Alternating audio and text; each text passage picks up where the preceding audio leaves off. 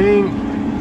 So I'm on the quad track again, and I've just done these fields. You can see here in the distance. It's taking a couple of days, and I'm just heading over through a little gap in a minute, hopefully, to where the combine's cutting some beans, more beans, and once we get there, oh, there's a rabbit down, a hare down there, see that? Yeah, so hopefully I can get into this bean field and start pulling that up. Let's see. Well, I went and had a look at the field of beans that I was going to hopefully get into, and they're not ready yet. It's over there in the distance. You can see that barn roof, so they're just the other side of that hedge line on land there. So I've jumped off the quad and the top down, and I'm going to press a bit of this field on the 8370. Let's see how we get on with this. Kill a bit of time till they're ready. You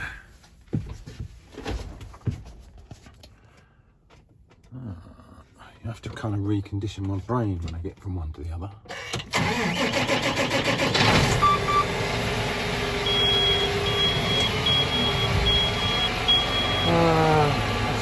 The old got the fire up.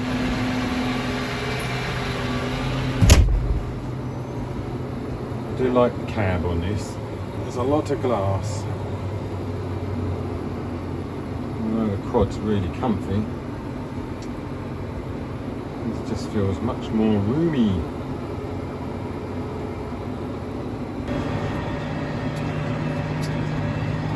Let's find a line. That's the joys of GPS, isn't it?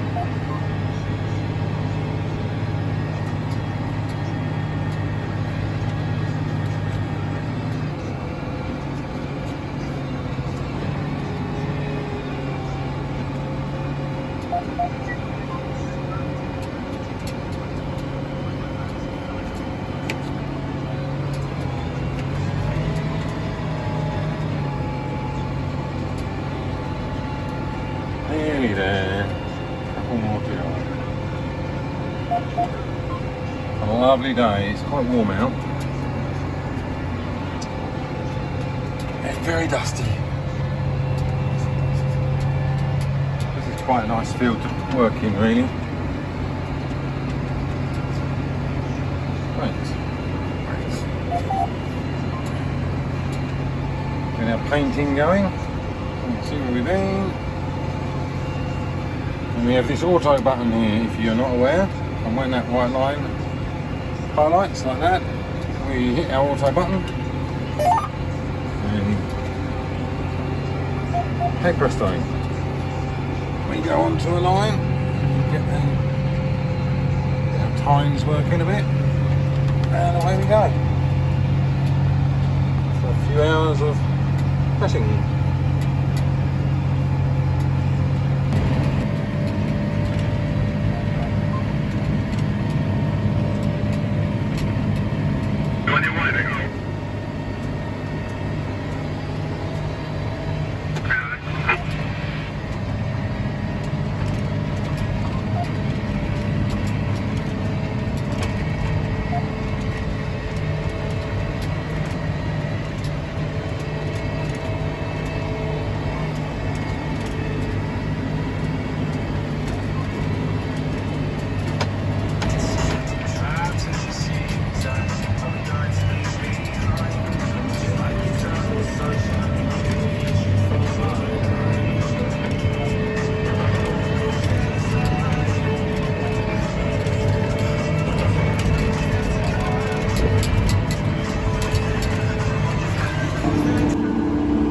Well, we're back on the quad again. I'm about to go into these bean fields. I've been around with the press on this field. It's looking pretty good.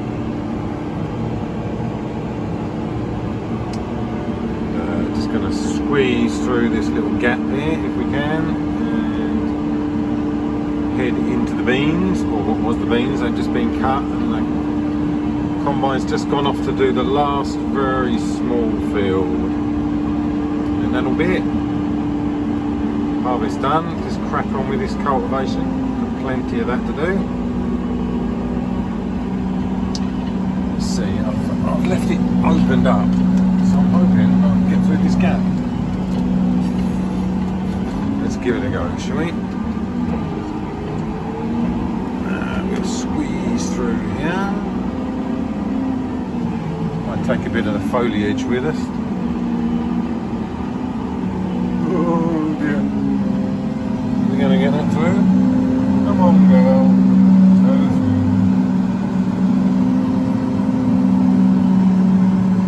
A bit of hedge cutting going on there. Never mind. I think we've made that bit of it. I've got to be careful, there's a bit of a ditch down there, I think.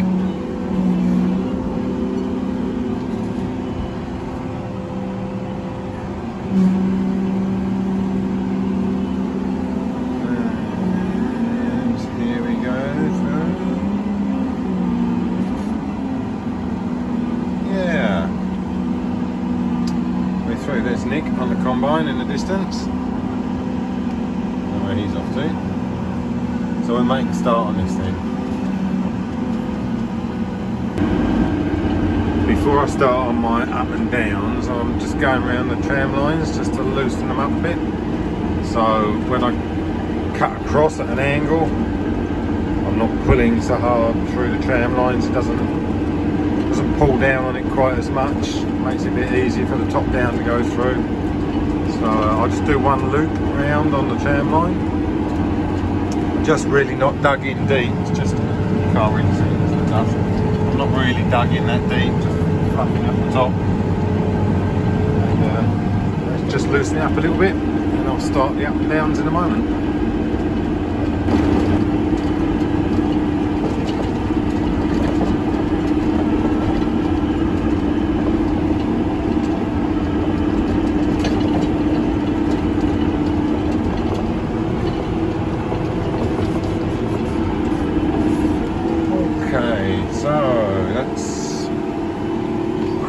Tram lines fluffed up, so now what we're going to do is set up for our AB line. Just going to back round here a bit.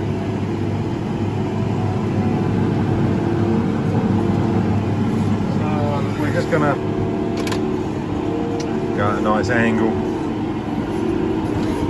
There's a head up towards the loader. Up in that top corner. So all we're going to do to set up an AB line, we're just going to pick, we want to do a straight swath. Just going to pick a new one, pick a straight one on the screen. Then we're just going to ask us to just mark where we are, our mark A point. So I'm going to mark my A point, accept all that, just to say that if I drive through a house, I'm responsible. And so away we're going to go. We're going to just we only need to drive a few feet really, roughly where we want to go. So I'm going to drop into the ground, just kind of get an angle where we want to be going. We'll go like that, and we're just going to mark our A,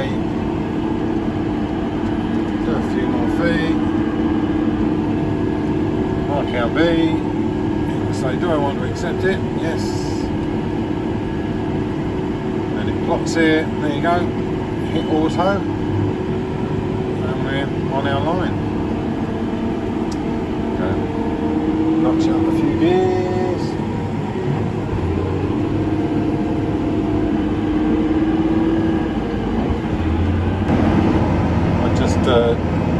Just experimenting with depth really, so I've just dropped it in a little bit more, a bit deeper. Can you see there's a little gauge in the dust there, so in the centre of the screen, a big thumb hand screw on it where you can adjust your depth. So I've just dropped it in a little bit more just to see it's still coping alright, and a little bit of extra depth. It seems to be working fine.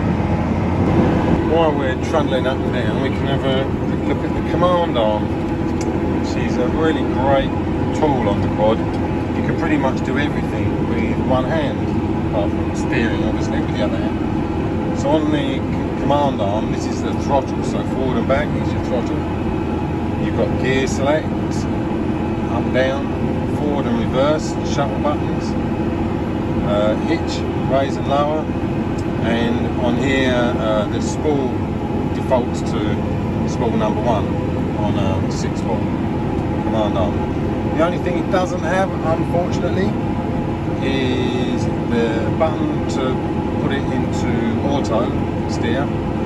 You either have to use this one on the screen, or you use this one down here where the buttons are, which is a little bit fiddly at times. It doesn't always do what you want, but happy to say that on the latest quad, which hush hush we might get a look at fairly shortly, they have actually added the auto steer button along with a couple of others onto the command arm, so that's a bonus. But this is a really handy little tool. I love it. It does everything you want it to do. In fact, I better use it right now because I'm just about to hit the headland.